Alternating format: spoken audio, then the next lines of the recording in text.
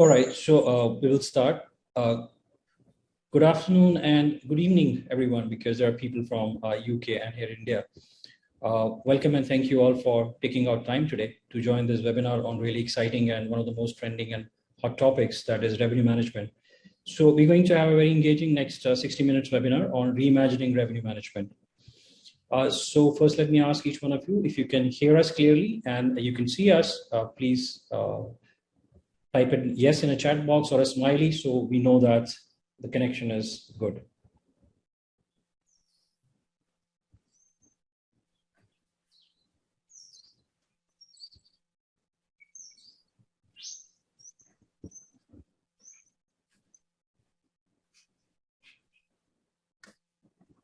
Okay, thank you everyone for confirming that. So now we're going to have a small a poll, an icebreaker poll. So you would see that on your screen. May I request everyone to please participate in that. We're just going to keep it for about 10 or 15 seconds so everybody can give an answer to that. Everybody, please go ahead and share your thoughts on this poll.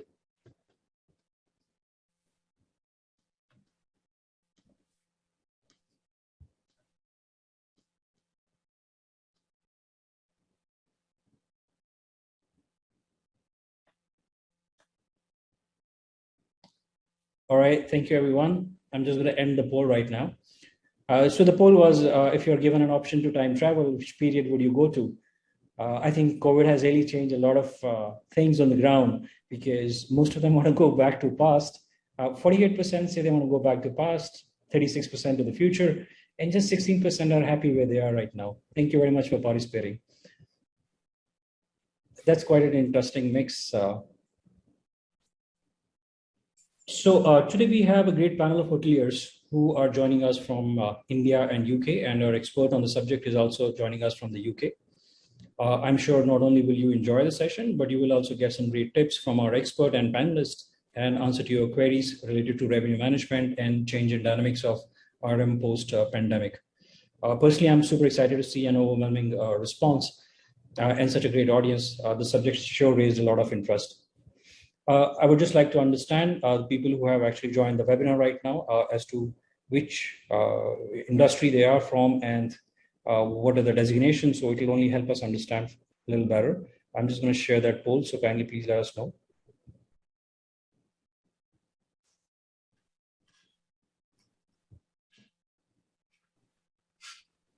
Thank you everyone for sharing that. So this is for the panelists and our expert. We almost have close to 60% of people who are from revenue management, hotel operations. And then of course, there's a little spread over upper management, owners, consultants, and vendors. Thank you everyone. So without any further delay, let me introduce our expert and panelist. So for today, this session, our subject matter expert is Mr. Pablo Torres. He's extremely passionate about hospitality and in particular revenue management. He has over 20 years of professional experience in the hospitality industry, which is spread across hotel operations, revenue management, hospitality consulting and training. Currently, he's working at TSA Solutions as performance consultant. TSA manages brands such as Accor, Hilton, IHG, Kempinski, Langham, Marriott, Redesigned, to name a few, as well as many independent ones. Pablo's expertise lies in helping hotels drive incremental revenue, which is achieved providing consulting services and delivering training and coaching. Pablo has spent over 7,000 hours in consulting and training and has trained close to 2,000 hotel associates. So he'll be our leading expert and leading the session today. Our first panelist is Ms. Teresa Prince, who has been in hospitality from past 28 years. Starting her career from Cape Town, she worked her way up into the revenue management, and from past 19 years, she has not only learned the art of data science and tactical and strategic revenue management, but is successfully implementing this at hotels and helping hotels better strategize and manage their revenue management. The hotels she has worked at range from small guest houses to large hotel chains, but I think she specializes in mid-sized independent properties. Her passion for revenue optimization has taken her across the world from South Africa, Ghana, England, Dubai, and many more countries. Through all the years of spending in RM, she has become a leader in software integration and revenue optimization. We have another one panelist, I think who's a little bit late to join. That is Mr. Vikramaditya Singh. He's a European trained third generation hotelier specializing in luxury hotels and resorts. Currently, he's a CEO of one of the heritage properties of India, the Claridges, which has one hotel in New Delhi and the second one in Missouri. He's also founder of another boutique hotel brand called as in India that caters to safari and lifestyle segment. He has diverse luxury lifestyle experience of over 2 decades, and Vikram has worked with some of the most sought out brands of hotels like Leela, Taj, Four Seasons, Alila, Trident, and Oberoi hotels. Vikram has mentored, managed, opened, and launched over 56 restaurants, bars, and lounges across the world, and has won numerous awards. Having him known personally, I can say that he's one of the most tech-savvy hoteliers, and recently has also received certification on revenue management from Cornell. Finally, I'm Deepak Chauhan, and your moderator for this webinar. I currently manage ProLogic First cloud-based hospitality tech division, the new SaaS-based software platform that is called as mycloud. ProLogic has been in hospitality technology space for over 2 decades now, and its hospitality technology stack is used by some of the finest hotel brands across the globe. The new SaaS-based platform offers amazing technology and single integrated software that is helping hotels manage all operations and run hotel administration. I'm here to make this session as exciting and informative as possible. So let me first extend a very warm welcome to our expert and panelists to this exciting webinar. Thank you very much, Pablo, and thank you very much, Teresa, for joining this particular webinar. Now let's just set up some ground rules. As you have noticed, the voice is disabled. This is to avoid any unnecessary interference so that our expert and panelists do not get disturbed. You are all most welcome to share your thoughts, comments in chat mode. And if you have any questions, you can hit the Q&A button to ask your question anytime during the session. What I would request is please share your name, your property name, and property size in terms of rooms, and of course your question. This is to ensure that the panelist has a fair idea of property so he or she can answer the question. You can give an open-ended question or request a specific panelist to answer a question. So I'm just going to set a little stage for Pablo, then he can take over.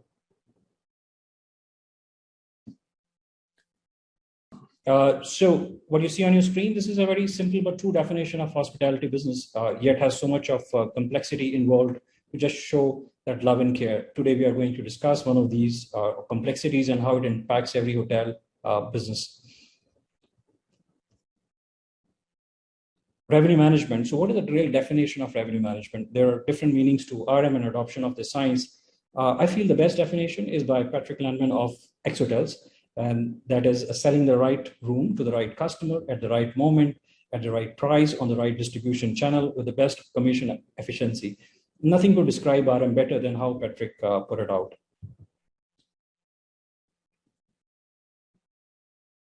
So how did it all get started? Well, in 1972, an employee of British Overseas Airways Corporation by the name of Ken Littlewood provided the genesis of what has become today the revenue management.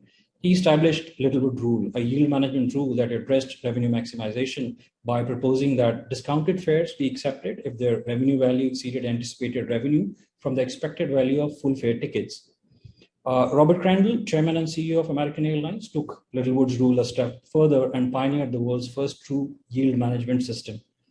To maximize revenues, he invested millions in analytics-driven inventory control and a demand forecasting system, which he called Dynamic Inventory Allocation Modeling Optimizer. Over the next year, American Airlines saw profits rise 48%, and the system's net impact was estimated to be close to 1.4 billion in additional revenues over a 3-year period. Crandall ultimately shared his yield management success with Bill Marriott, CEO of Marriott International, who recognized that hotels dealt with issues similar to that of airline industry, such as perishable inventory, advanced bookings, lower cost competition, and fluctuating bouts of supply and demand. By the mid-90s, Marriott successfully implemented the RM and was adding close to $150 to $200 million in annual revenue. COVID-19 really shook the ground of RM in 2020 and made one thing clear, that revenue management must now focus on broader data sets. Paying attention to just business on books or historical data and simple concept data is not efficient anymore. However, to gather and analyze more information, hotels need to invest time, I guess that's easier said than done, especially if hotel is part of the 87% of hotels that have let go or furloughed their employees. The hotel industry has faced drastic interruptions in the past decades. The attacks of 9/11, the SARS outbreak, the eruption of famous volcano in Iceland are some of the events that had a very immediate impact on hospitality industry in specific countries and regions. However, the sector always bounced back, usually with a V or a U-shaped recovery, beginning quickly after the crisis. As a result, historical data remained reliable for predicting future demands. But with COVID-19, RM science is changing, and now RMs need to focus on far broader data sets.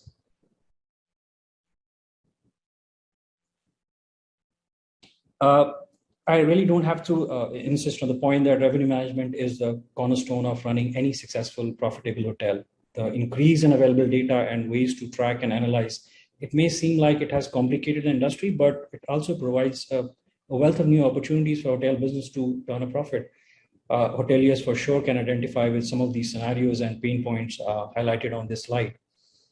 Every hotelier, regardless of size, is facing these issues. Revenue management sure started with the airline industry, but today many more industries use revenue management in very similar ways, mostly to take advantage of opportunities that arise from peaks and troughs by apply price difference and segmentation. Some of the other industries that have adopted the concept of revenue management are like car rental, train companies, theaters and cinemas, restaurants, and very popular home brand, IKEA, offering lower prices at times when it's the least busy. So hotels for sure need strong revenue management strategies to maintain and grow revenues. We all know this. Bigger chains today by default have revenue management teams, strategies, and tools in place. Unfortunately, independents, on the other hand, believe simply looking at a comp set and jumping or dropping rates is enough to grow revenues and fill rooms. Well, that's no more a reality now, and that's changing fast, that revenue management needs to be adopted by every kind of a property. Here's a very small, interesting research which I wanted to share with all our attendees. Shirley Kimes, she's an expert in hotel revenue management and professor of operations management at Cornell University. According to Kimes' research, RM must align with other departments such as sales, e-com, particularly marketing, and hotels will begin moving away from revenue per available room, which we typically call in industry as a RevPAR, and which is a very critical metric of hotel performance, rather turning to now, instead of RevPAR, going to gross operating profit per available room, which is a GOPAR. Until now, revenue management implementation of non-room revenues has been low, but 63% of the revenue managers believe that total hotel RM will begin gaining traction over the next 5 years. Hotels will recognize that they can significantly increase profits by applying RM practices to all revenue streams, including non-room areas such as function, space, restaurants, spas, golf, and even parking. Here is an interesting data set from that same research. So if you look at, and this research is as recent as 2021, where we can see that impact on ADR regionally. APAC seems to be the hardest hit, followed by America, Europe, and MEA. And here is another study which is showing regionally the recovery as to how they are perceiving their recoveries.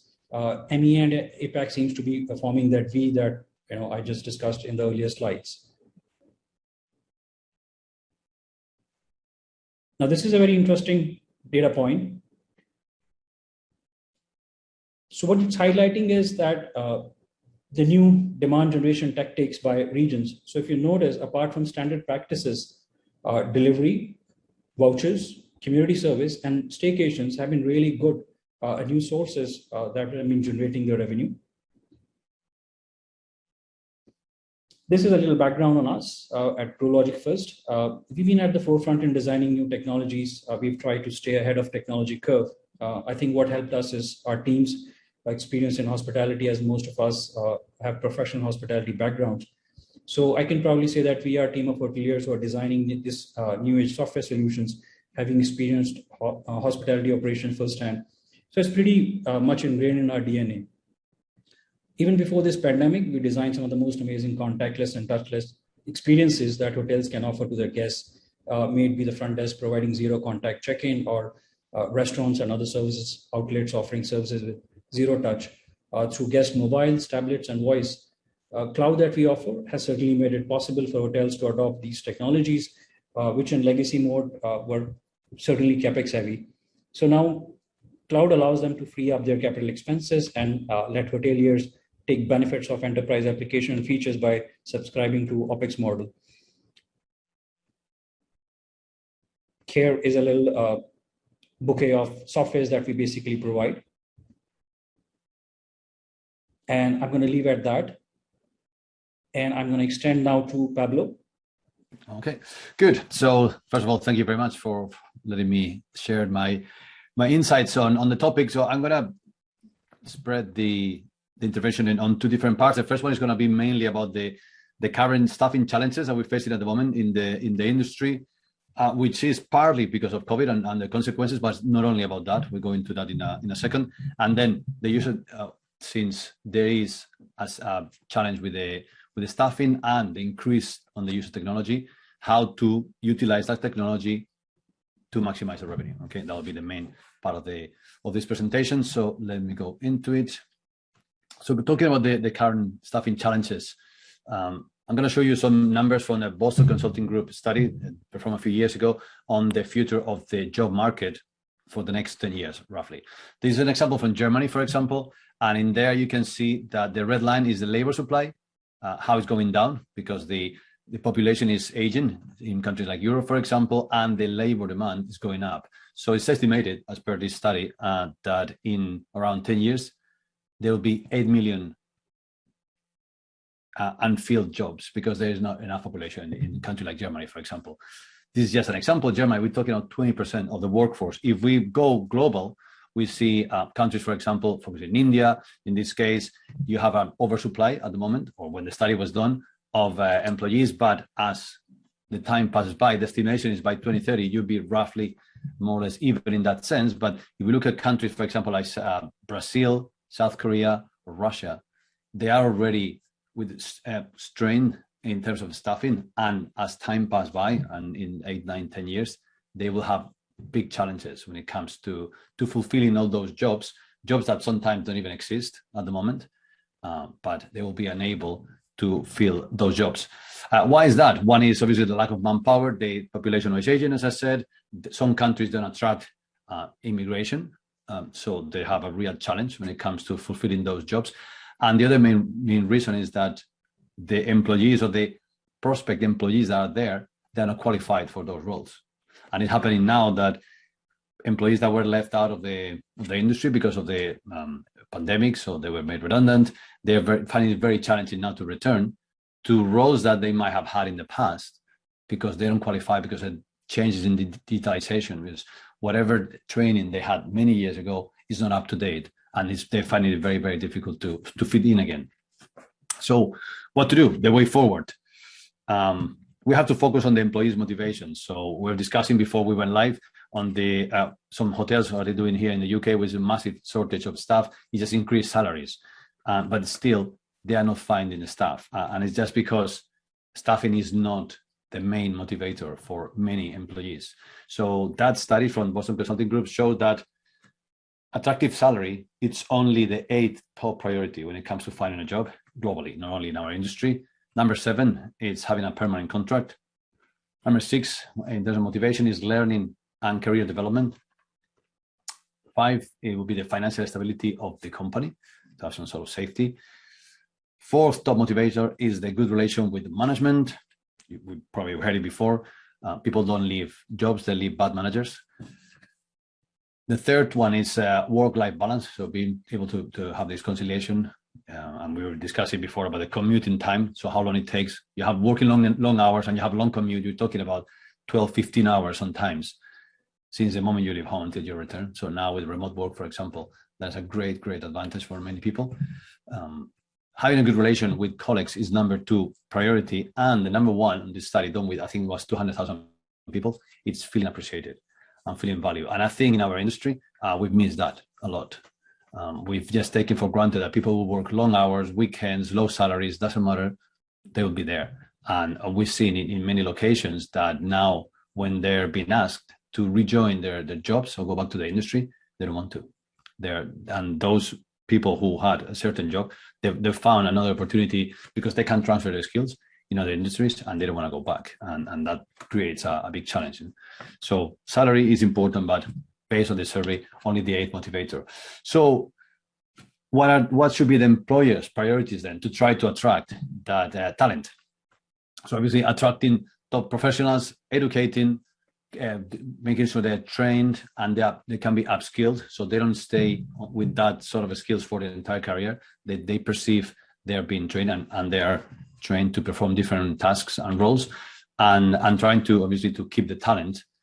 And the question is how can the employers fit all those three priorities?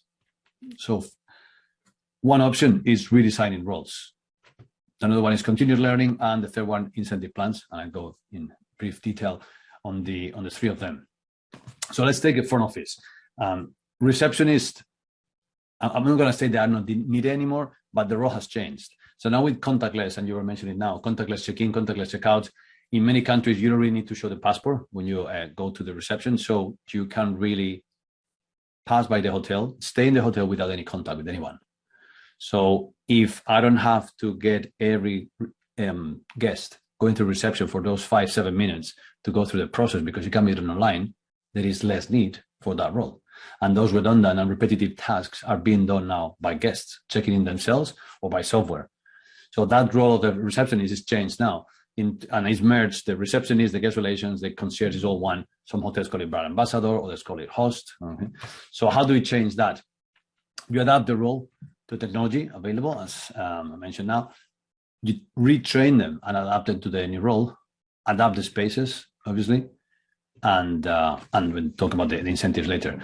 So twin upskilling, it's very, very important. I was mentioning, if you had been in the past receptionist, concierge, guest relations, and duty manager, now it might be the same person. Why? Because most of the admin tasks that they were doing in the past, they're not needed anymore.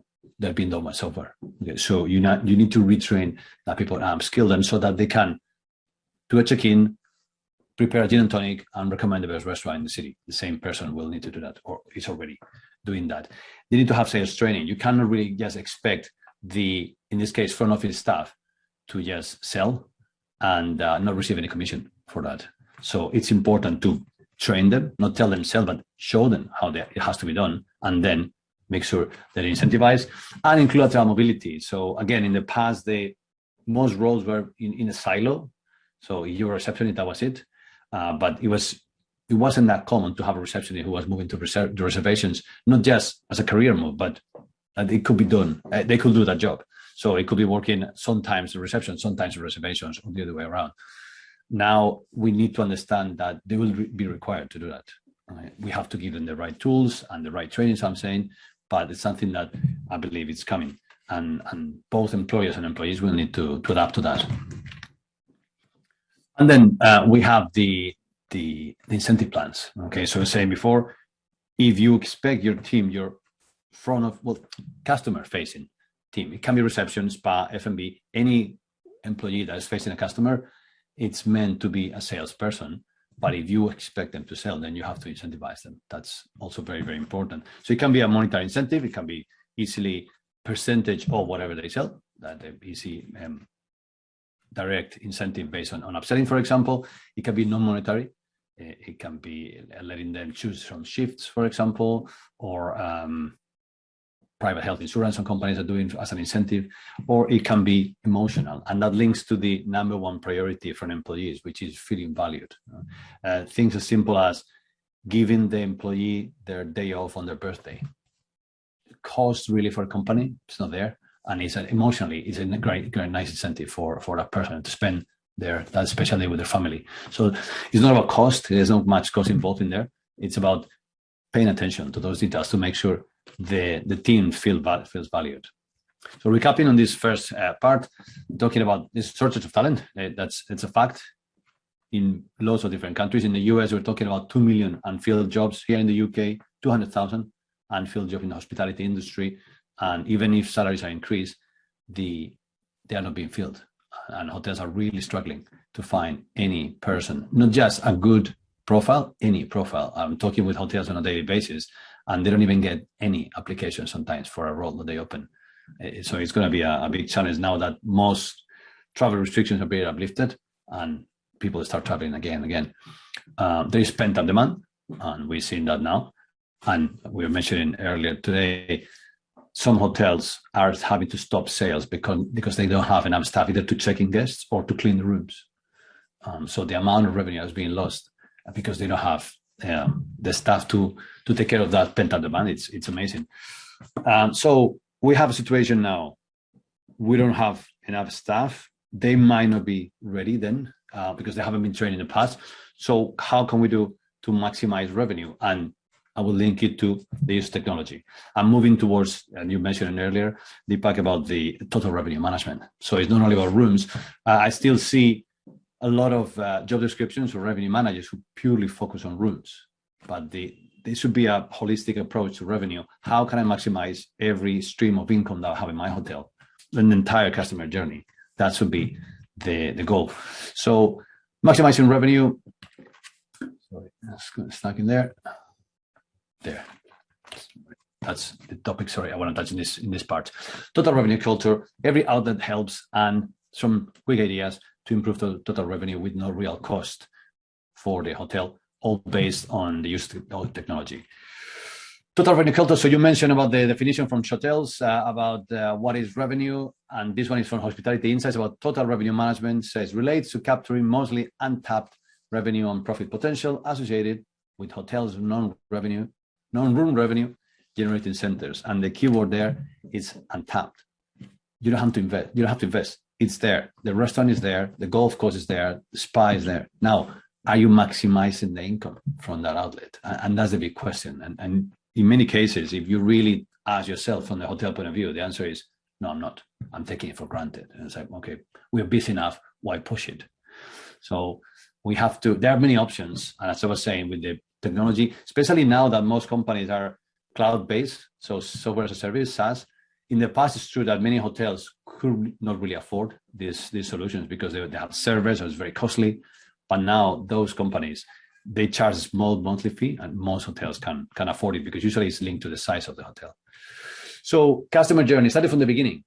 Do you have, and I'm going to be showing logos of companies, no affiliation with any of them, okay? So it's just some examples. So different companies that provide this service. I still see lots of clients whose website is really poor.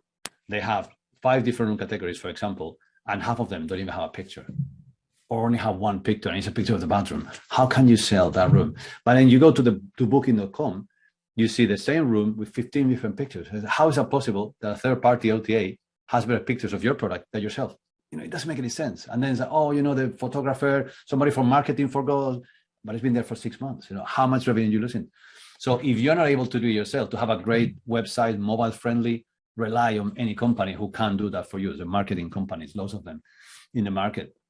So at planning and booking stage from the customer point of view, from their options, this one, for example, Bedroom is like a subscription based. So you pay a fee and you get unofficially discounted rate, let's say. This is what TripAdvisor has been trying to do, for the last few months. So these guys have been doing it for a couple of years, apparently very successfully. So there is no issue with parity because it's a club. So you don't publish the rates. Pre-arrival, what can you do with pre-arrival? Send push notifications to customers to try to buy something extra. It could be Oki, for example, Dutch company or upsell group. So Oki, what they do is they micro-segment the offers. So if you have a booking for a weekend for 2 people, they will offer breakfast and a bottle of champagne maybe, which won't be sent that message to the business guy going on the weekday. So they really manage to personalize the offers like that. And an upsell guru is a bidding one. But it's a self-explanatory, right? So you get an email saying usually this room costs 100. You can get it from 20. You can bid, and then the hotel can accept or not the bid from the customer. Cost not very high, and they drive good revenue for the hotel pre-arrival. Now, when it comes to during on-stay, guest stay, you have options like TSA. Okay, fair enough. That's where I work. So yeah, affiliation there. Or companies such as Hoteliers, for example. So Hoteliers, they have a web app. It's mainly for resorts. And what they do is the customer can book their own make their own restaurant booking in the hotel. And when you go to the app and select table for two today at 8 p.m., there's a pop-up message saying, oh, you can have a nice bottle of rosé. Instead of £20, I would call it $20 in the restaurant, you can have it for 15. So they do these push notifications while the guest is on site to do cross-selling and upselling. Or if you book a slot in the gym or the spa, for example, they will suggest to have a healthy meal in whichever restaurant for a discounted price. And this one is like $100 a month, really. So they are very affordable solutions. After departure, what can you do? Make sure your guests become yours. So there's nothing wrong with having a guest for the first time coming from an OTA, because at the end of the day, they bring you business. But on their second stay, they should book directly with you. And an easy way to make sure you do that is you capture the guest email. So this company here, Hotel Lincoln, what they do is they ask for the guest email to connect to the hotel Wi-Fi. So that's the simplest way to get the guest email address. And with that, you can start sending marketing emails for the future stays, offers, etc. So a very simple way to try to get loyalty from, or increase the loyalty from your customers. Now moving into outlets, because it's not only rooms that we have to go on revenue, it's everything else. Question for the audience, and sort of open question: what are you doing with your lobby? So in the past, the lobby was a place where there were a few old couches and a couple of newspapers, and that was it. More and more hotel companies are driving revenue into the lobbies, and the lobby is becoming a hub and a revenue generating place. So this was a client of, I used to go there, train the staff Doubletree Hotel in Amsterdam, close to the train station. So it's a narrow building between the canal and the train tracks. And there's all these shapes. So they had a corner here. There was nothing to do with that corner until someone thought, what if we outsource it and we rent it? And they put a Starbucks in there. So from an empty space, the shape was not good for any sort of meeting space or anything. It became a direct and regular source of income by putting a Starbucks in there, for example. It's as simple as that. Soho House, internationally, they're great for creating that buzz, and the lobby, they might have a restaurant, an outlet in there, so it generates also revenue. And also the Hoxton, for example, another brand that is doing it very good when it comes to have a very lively, very buzzy lobby, which generates revenue, which is a more important thing at the end of the day, right? Then if we move to F&B, for example, lots of restaurants, they open for lunch, they open for dinner. What about in between? What about those 2 to 6 or 4 to 8 p.m., which is empty and dark? Can you get any revenue from there? Yes, you can. How? Utilizing that space for sort of co-working or remote working. So let's say I'm going to another city and I have a meeting at 5, I'll get there at 3 p.m. Where do I go between 3 and 5? Okay, I get this app, for example, the Nomad app, and I find a restaurant or a hotel where they have a nice quiet area to work in between. I get a plug, quiet, order something, even if it's just a coffee. That's a little revenue you get that you wouldn't have otherwise, and you will have an empty, dark space for 4 hours between lunch and dinner services. And there's no cost for the hotel because the space is there and it was sitting empty. Important F&B. And sometimes we take it for granted when we talk about big companies, big hotels, and they have a really well-established revenue management system. But that's the minority of the hotels worldwide. If we look at the percentage of hotels that are independent, they're small, they're run by a family, that's the majority. It could be like 70% or 60%, depending on the countries. Those hotels, it's rarely that they, for example, they track their RevPAR, the revenue per available seat an hour. I'm Spanish. So in Spain, it's very unusual to have a slot for dinner, when in London is very normal. So either you have dinner between 7 and 9 or between 9 and 11. So to change the mindset for the customer and say, okay, you cannot stay here until you feel like you need to get up within 90 minutes because I need to get another 2 people in this table. So that's something that can be tracked if you implement that. So you could eventually duplicate the revenue that you get by turning around your tables if you have a busy restaurant. Sitting efficiency. How many times have we seen one person sitting alone at a table for 4? Why? Why was no one telling that person, okay, are you sitting alone? Yes, then you're going to go to the small table because I need that table for that family who was waiting, and I might turn them around because there was no one taking care of that point, for example. Time per table turnaround. How much time are tables with empty dishes from the previous customer sitting there until they're cleared? That's important to measure. Number of customers I sit per table and having on a daily basis. And staff productivity, and that's something I learned not long ago. For example, if you have a buffet in breakfast, weight the wasted food on a daily basis, because that's how you a way to measure efficiency from the kitchen.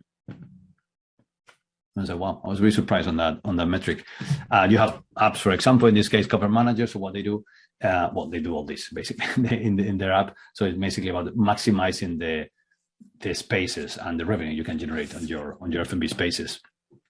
And then you can have, this one is a new one, Dynamite, that I learned just a few months ago. With the with the pandemic, most restaurants moved from paper menus to QR menus. Now, in the past, I understand reprinting regularly an expensive menu, it costs a lot of money. So, but now with the QR, it's a website, very easy to change. So what these people do in Dynamite, it's apply pricing, yielding, and revenue to your dishes. So if you know that Friday you usually sell more steaks, Fridays when you scan the QR code, the steak is going to be more expensive. And if on Wednesdays the omelette is cheaper, for example, or is less requested, then it goes down in price. So using metrics from historical data, they change and update the prices based on demand, which is great. For example, it's pretty innovative. Spa. See, the metrics are very similar depending on the changing outlets. So they are, in this case, for example, ATR, average treatment rate. So how much are you charging for your treatments? You might be very busy, but only making, for example, doing manicures and pedicures, which can be, for example, let's say $30, instead of doing a full body massage for $150. So yeah, you're busy, but you're working hard but not smart, if I can use the analogy. RevPAR, revenue per available treatment hour. So how much each cabin is generating per hour. How much, that will be the cabin one, as RevPAR in this case, per occupied room or cabin, talking about the treatments.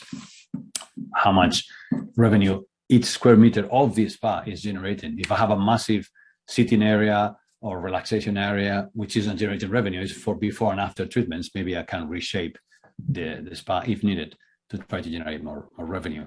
And it happens very often. You go to hotels and you ask a reception, could I book a spa for tomorrow evening? Oh, sorry, we don't have the agenda. You have to wait until they open tomorrow morning. Call them late. Or why? Why can't reception? Oh, because you don't know about the staffing and if they're busy or not. Share the agenda. Oh, no, we only have an Excel or a piece of paper. Here's software. So these guys, for example, Spalopia, it's very easy, but it's like many hotels still don't have that shared software where reception can book a treatment because they share the availability and who is available and which treatment room is available. So it's simple as that, but many hotels still don't implement it. And therapist productivity. So you have to make sure that therapists as bar staff, as reception staff are not order takers, but they are sellers, okay, and upsellers and cross-sellers. So you don't leave the spa with a treatment without the product, the cream, the oil that was put on your body during the treatment. Space, meeting events. So space revenue. Meeting rooms, you have to measure the revenue per square meter foot. And now it's challenging because lots of conferences have been postponed or canceled for a long time, but they're coming back, even if they are in reduced size. But it's important, for example, to measure the attendee density. How many people are you hiring the room for? Are you hiring a massive room for 30 attendees? Does it make sense financially? How much are they leaving, each of them? And importantly, displacement cost. So am I saying yes to everything now because I'm desperate after a couple of years of COVID? And maybe because I confirmed that little conference to a group, now I'm saying no to the next one who might be leaving more money on the table. So that's important as well. And there are ways, software to give you insights on that. One is Get Into More, for example. It's focused on the opportunities, revenue, and displacement cost, in the sense when you have different quotes. And then you have the big ones, Ideas or Duetto, which also have a part of the software is related to events management as well, not only rooms. So some quick ideas to improve total revenue, more apps and tools. Early check-in, late check-out. We know it for our entire life. Okay. It says here, there's a study by Hotel Flex data, 20% of early arrivals pay 15% they will be willing to pay 15% of the ADR to check in early. Many hotels, they they're shy to try to charge for early check-in fees. Oh, it doesn't look good, guest satisfaction. Well, wrap it up in an upsell. So guests book the standard room. You might not have the standard room ready at the moment, but you can have a junior suite, which is nicer room and happens to be ready now. So you put together upsell and early check-in, and it works. Okay, that's an easy example. Hotel treats, for example, and what they do is they help you open the hotel to the local community. So, and many hotels did this during the pandemic.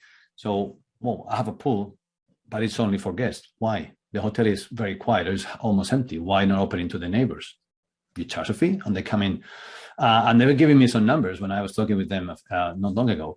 And they were telling me, for example, just in breakfast, they'll give me an example. In a hotel in Spain, they made €100,000 last year selling breakfast at a 5-star hotel for locals, which end up getting to know the hotels. Otherwise, they would never know the hotel because they're not going to stay in there. They're neighbors, but why not enjoying breakfast or brunch, for example? They had a hotel in Barcelona. They generated €60,000 just by selling pool access during the summer while the hotel was still closed, the rooms. Another boutique hotel, they generated €100,000 as well with that spa and F&B package, for example, for locals. So open the hotel to the local community.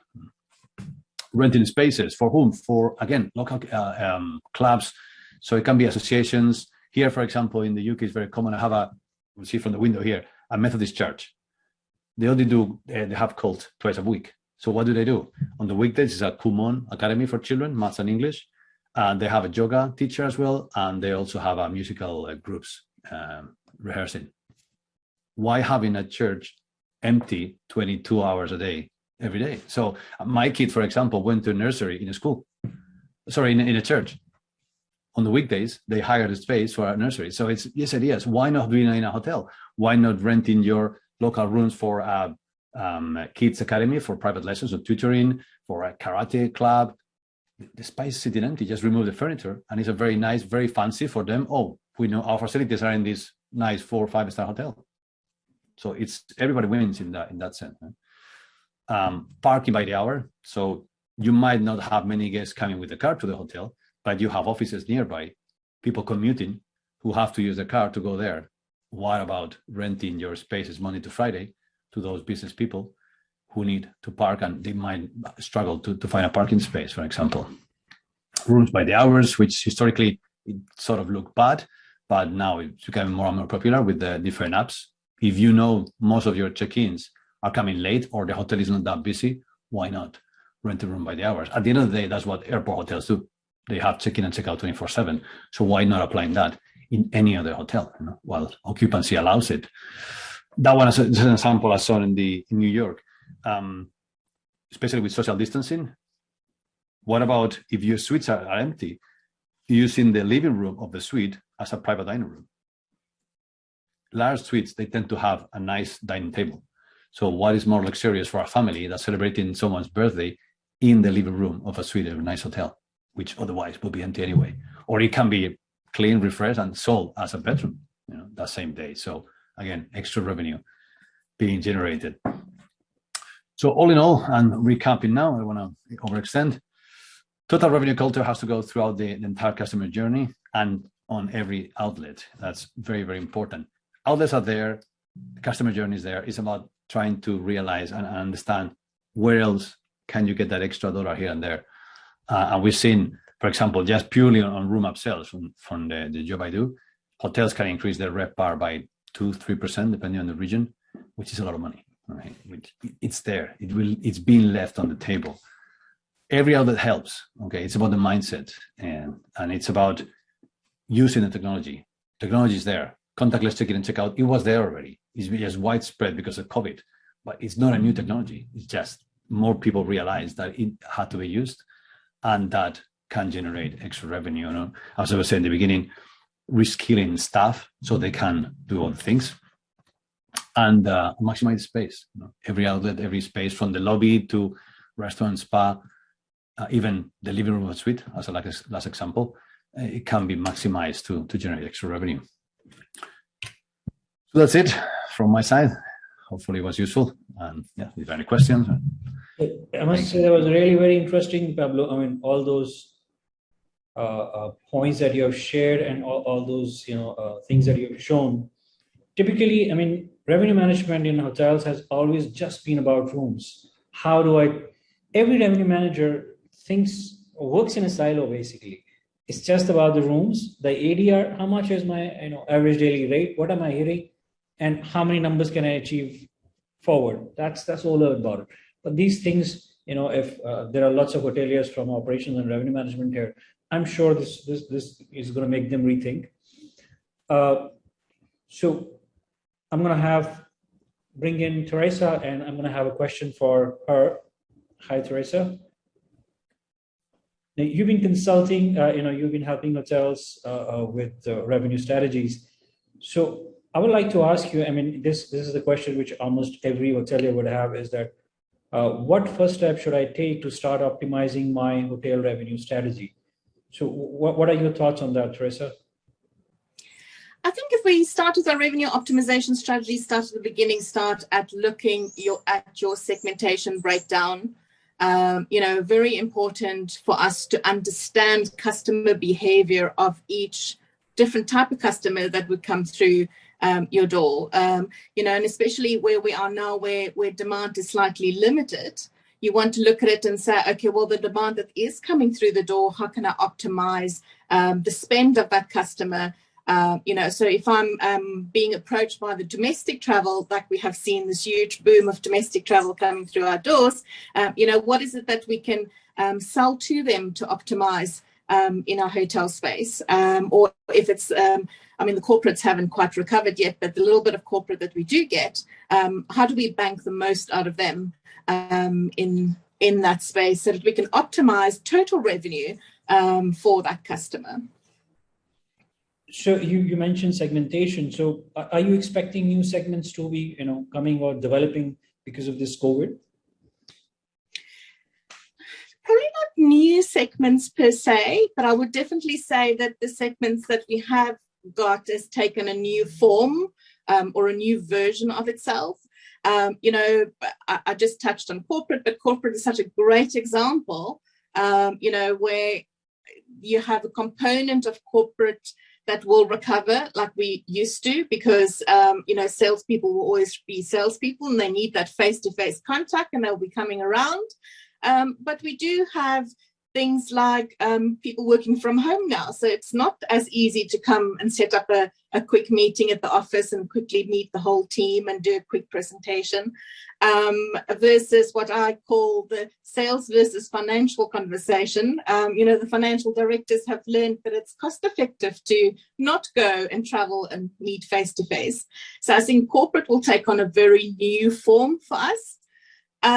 Things like exhibitions that we've seen, when travel opened in the UK, we've seen a nice big boom in trade shows, but it will take on a new format where I think you'll probably start looking at dual kind of exhibitions. You'll have part that is face-to-face and part that is virtual, so that we can accommodate more people and get the most out of an event. So I don't think new segments per se, but I definitely think what we used to will take on a new form. Interesting. So you heard thoughts of Pablo on, how we can have different revenue streams within the hotel and just not look at the room revenue aspect alone. What are your thoughts on that? Absolutely agree. I mean, I think the days where revenue managers we're responsible just for accommodation is long gone, and if you haven't seen that during the COVID period where demand is limited and you have to optimize from what comes from our customer, you need the revenue manager to think of how do we generate additional income. So in the UK, we've seen a huge interest, or we see huge sales in packages where it's not just accommodation. I mean, it's accompanied with a spa treatment or a dinner component to it, or high tea, or what it is, ever it is that you want to package. But you have to be creative, and it has to be overall revenue management. True. I completely agree on that part. So I'm just going to ask even my participants that we're going to open up our Q&A session now. So if you have any questions, please go ahead and type in your questions, and you can, as mentioned, ask a certain panelist, or you can just have an open-ended question. Meanwhile, I still have some questions for Teresa. Teresa, now, a lot has changed in the COVID time now. How do you think that the pricing or how the hotels are structuring their rates is going to change? Do you think it's going to change or not? If it is going to change, then how? And if the hotels stick on to their older patterns, do you think it is going to impact them? So pre-COVID, I mean, the pricing structure has pretty much been a supply and demand structure. And believe it or not, I mean, although we've seen some very crazy and some very creative pricing structures during COVID, it is still a supply and demand structure. We are still seeing the crazy rates are due to crazy and severe demand patterns that's obviously eroded, but we will see that recover again. So as we get into better travel times and demand increases again, that structure will still stay in place. The dynamic component from a contractual perspective, I think, will take a bigger stand. We are seeing that especially in the RFP space and the corporate space where we're sort of bidding at the moment, that people are more open to having dynamic structures, where previously there was always give me a dynamic and a fixed rate, where now it's give me a dynamic. And I think people are sort of realizing that, hotels go to extremes to, get a bum in the bed, so the pricing will only make sense for you if you have a derivative of what the public rate is. So I do think that dynamic pricing will become a lot stronger than it was pre-COVID. I have an interesting question. And the question is, I think either of you guys can take the question. Do we really need revenue managers in the hotels, as all they do is see rates around in the vicinity and update them on OTAs? Pablo, are you taking that one, or was that for me?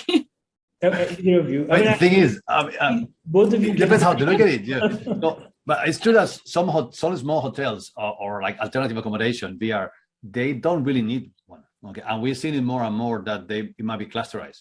So you might have like Hilton, for example, they have one revenue manager for 4 properties. So, I mean, I wouldn't, it's a bit critique that comment, but it's true that if you have a small property and you have like, say, 30 rooms, for example, do you really need someone full time to do that? The answer is probably not. Now, you have different options. You can go for a cloud-based revenue management system that they can run in autopilot, for example. I think Atomize as a company, that they can do it for you if you want to rely on them, or outsource it. And you get an outsourced revenue manager who is running a number of hotels and dedicate part of the time to you because you don't really need more. But what's your take on that, Teresa? Yeah, it's a very interesting one. I mean, I see that quite often. I mean, let's be honest. You do get revenue managers that sit and move pricing around online. Firstly, it's not a very effective way of yielding, because by the time you have moved all the prices around on the OTAs manually, by that time you have to start the next step because demand has moved already again. But also you have revenue management, which is very tactical, and it happens for the now, where we have to have strategic revenue management, and that's very, very important. So I find similar question quite often is, why do we need it? Because surely we don't need to forecast because there's nothing to forecast. There's a lot to forecast. I mean, demand is very different at the moment. Although it's little, we're not forecasting against a budget or a result of last year or 2019's results. We're forecasting how the customer is going to behave and where my customer is going to come in and how do I optimize or stimulate demand for that period. And that's what you want revenue managers to focus on, is the strategic thinking and the strategic work, as opposed to the tactical stuff, which you have technology to do that, right? I think our participant definitely got the answer that yes, it is definitely much required.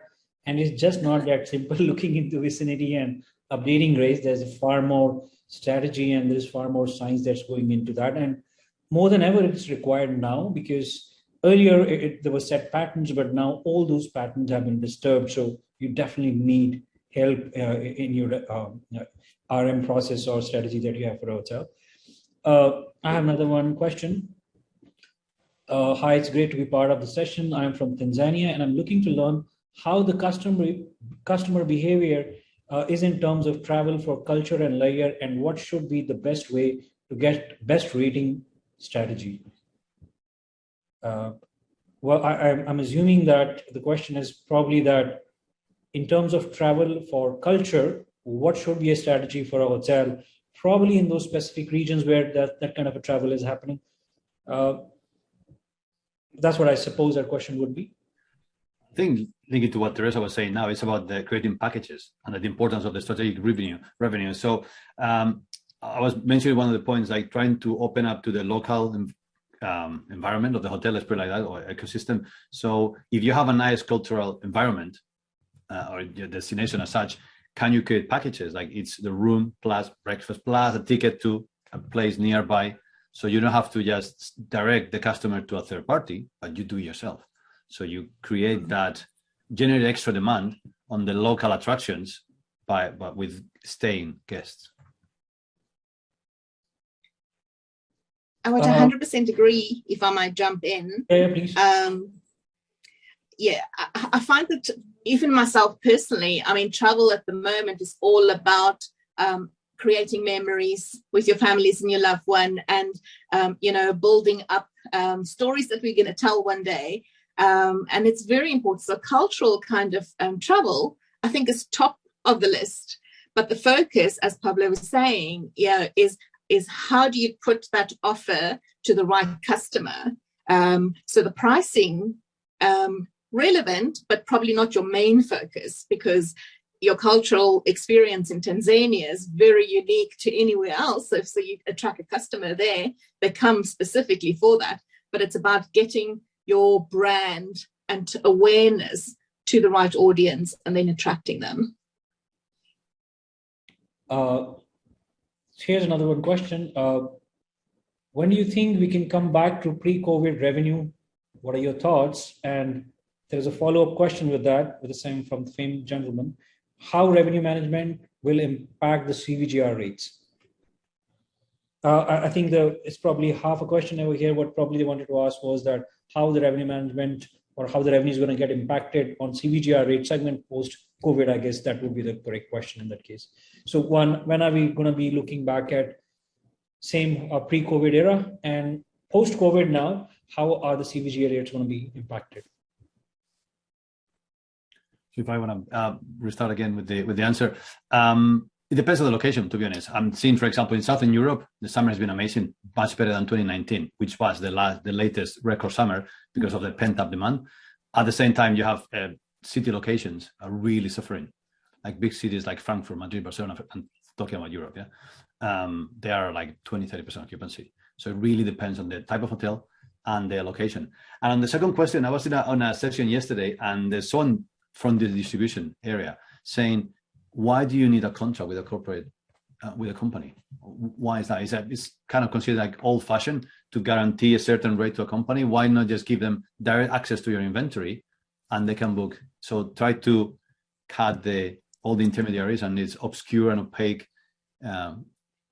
world that is there, and be more direct with your CVGR in this case, so that they can book your inventory. I think, we used to look back on historical data so that we can see how we're moving forward from a revenue perspective or from a financial perspective. So the behavior to go and compare ourselves to 2019 or where travel was really good is sort of instilled in us in traditional ways. And as Pablo said, there's certain areas that has done better than 2019 already, but I think the main focus for the majority of hospitality places is you're chasing the previous month or the previous result or the previous record that you've had. And how do you strategize tactically and strategically on improving on that month's results. So if August was or September was a really good month, how do I improve October? And that's the real chase at the moment. And yes, of course, eventually we'll get to a point where we can compare ourselves to 2019 or whichever was the top performing period. But from a revenue tactical and strategic perspective, look at the previous best period. Thank you. There's another one question saying, how is the travel trend for Layer in UK? How's it looking? Great. The challenge, as I said, is staffing. So it's ridiculous. But yeah, so corporate is very low because most companies, as Teresa was saying before, they realize that it's cheaper to have a remote webinars, not face-to-face. But leisure, it's growing very fast. It's just hotels are struggling to have enough staff to cater for the demand. So and now that most travel restrictions are lifted, I foresee a great demand. Yeah.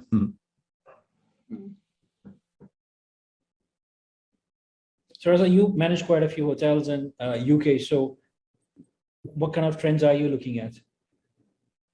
No, exactly that. I mean, this boom that we had of domestic travel was absolutely phenomenal, and we did do better than previous years.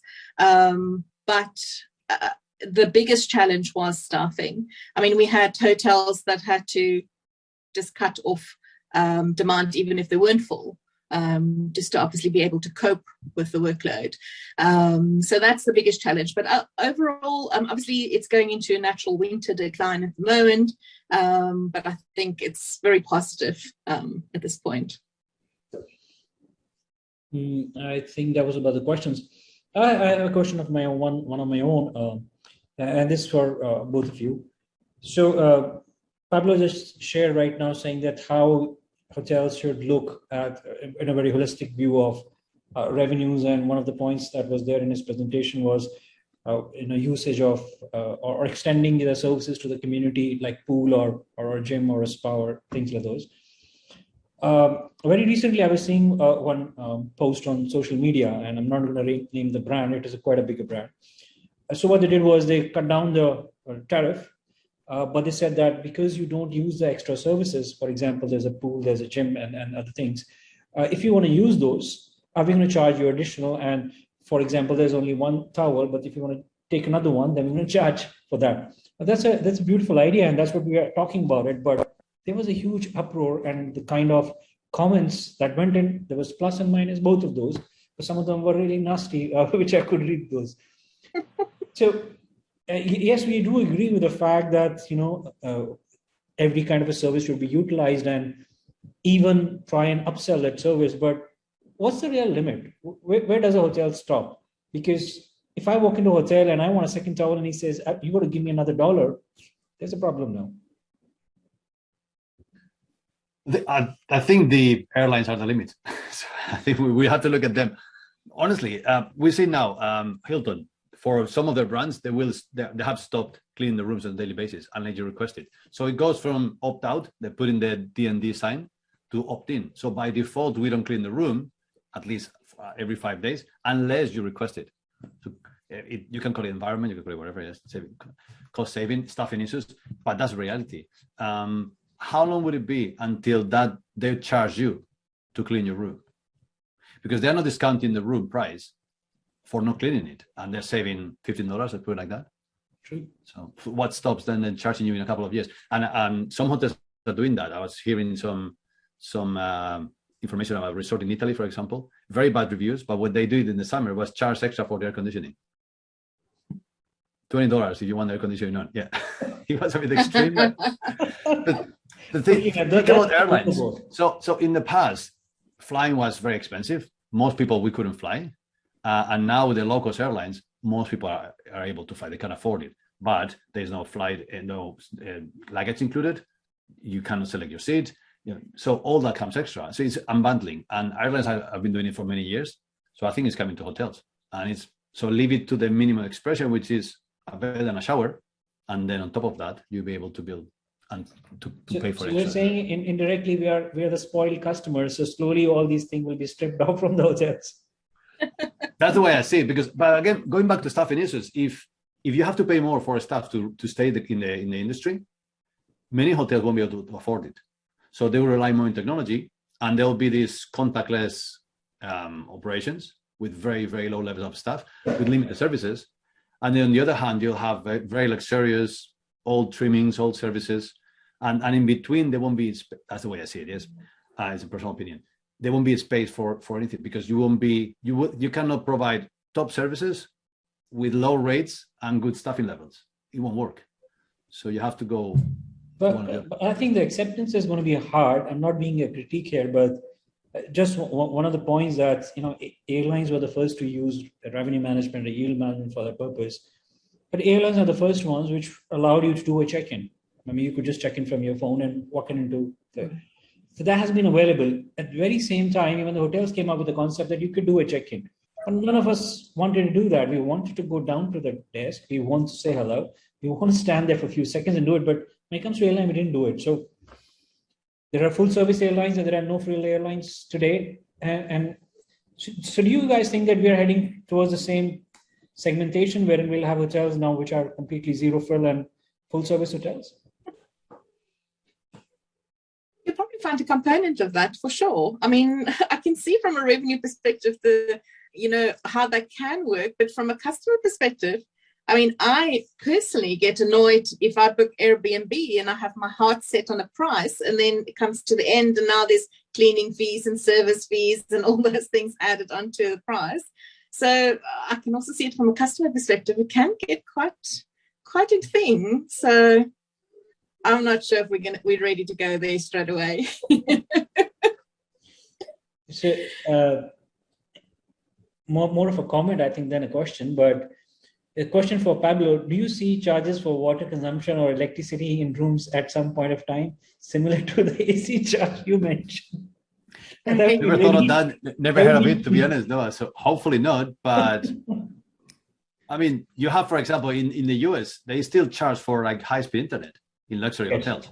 So you have the basic one for free, but you want extra. So it could be, never heard of that, never even thought about that. I'm just thinking out loud that you have a certain amount of water or electricity you can use, and on sustainability, reasons to say, well, you want to use extra, we charge you more. Sometimes, for example, in a resort, they give you one pool and they exchange it for a token. So you have to, so for you to avoid stealing the towel or destroy it, basically. So I'm thinking something related to that. So you have a certain limit, and if you want to overuse it, then you have to pay extra. Maybe. Hopefully. That was really interesting. I think I'm going to just summarize this. Thank you very much, Pablo and Teresa, for being part of this webinar. Really appreciate having you here. Lots of questions, some of them fun questions too, but I think everybody seems to be happy with lots of thank yous coming in. So I would say thank you to all of you. And we look forward to have another interesting webinar like this. Probably in a while, we will schedule that, and then we would like to invite you, because I think there's a lot of more things that Pablo probably can share, but the time that we had was just 60 minutes for this. So he had to really cut it down. So thank you, Pablo. Thank you, Teresa, for being part of this webinar. And participants, thank you very much for your time and being part of this webinar. You all have a good day. Thank you. Thanks a lot. Cheers. Thank you so much. Thank you. Bye.